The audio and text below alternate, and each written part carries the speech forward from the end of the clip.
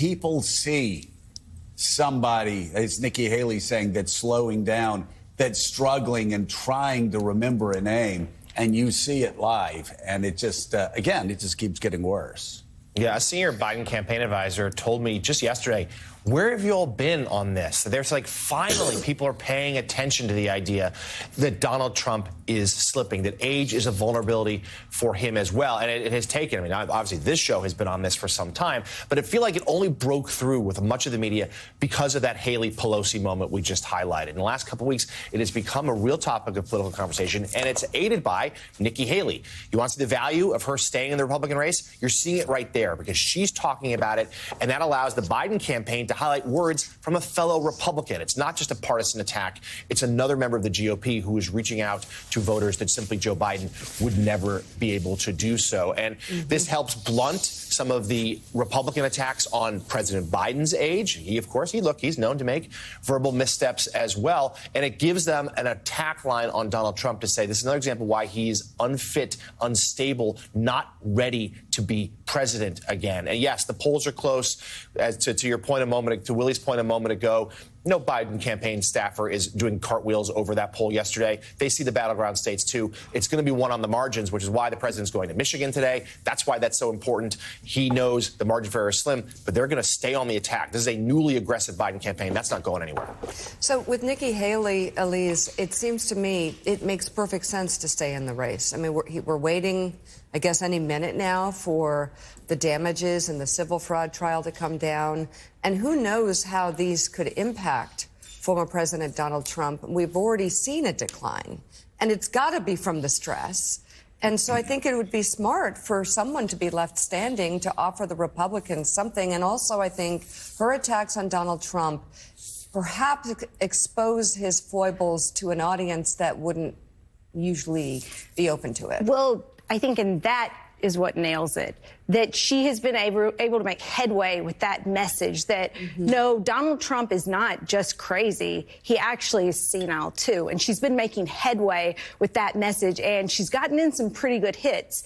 Over the past since New Hampshire happened, what good hits has Donald Trump gotten in on Nikki Haley? He hasn't been able to attack her effectively. He hasn't been able to define her in the way he was with Ron DeSantis. And it's because she's a woman. He is terrible when it comes to knowing an effective way. Exactly. That whole, 83 million thing. So he really is not on high ground here when it comes to attacking Nikki Haley. And Rev, he's in a position he's not usually in, where he's not striking back as aggressively. He's not going after E. Jean. He's got two women. Has he done anything? He's got two women that have just shut down. Let's face it, they pounded him in his pocketbook. They pounded him politically. And so he's keeping his mouth shut on E. Jean Carroll, who just won $83 million from him. And really, for the most part, not going after Nikki Haley as aggressively as he would want to, because he's got his campaign people going, please, the less you say, like, the easier our job is, Donald. Just keep your mouth shut. I think that it is certainly that, but I also think that it goes with the fact that he's losing it. Because let's not forget, he ran against a woman at 16 named Hillary Clinton. Right. And he had no problem. He's losing it. I remember...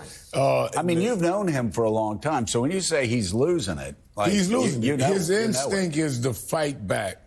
Punch back, and he would think back in those days that he was thinking clearer, if you want to ever call what he thought was clear. Right. But that he would fight back and say that they hit me, I can hit back.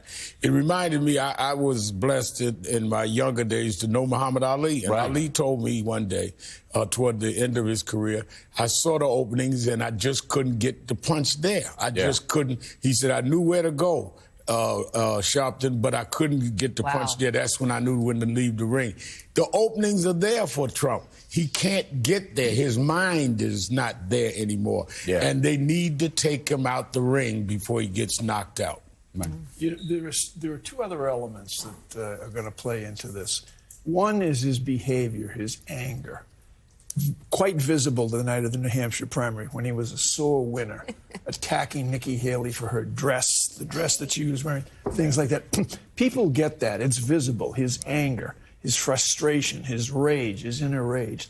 The other thing is there is going to be verdicts in some of these trials. Right. And a guilty verdict in one of the major trials, the January 6th trial, that gives a lot of people on the fence right now about Donald Trump an exit ramp.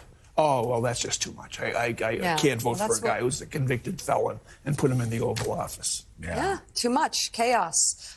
Still ahead on Morning Joe, senators on the Judiciary Committee demanded accountability from prominent social media CEOs in a tense, dramatic hearing on Capitol Hill yesterday.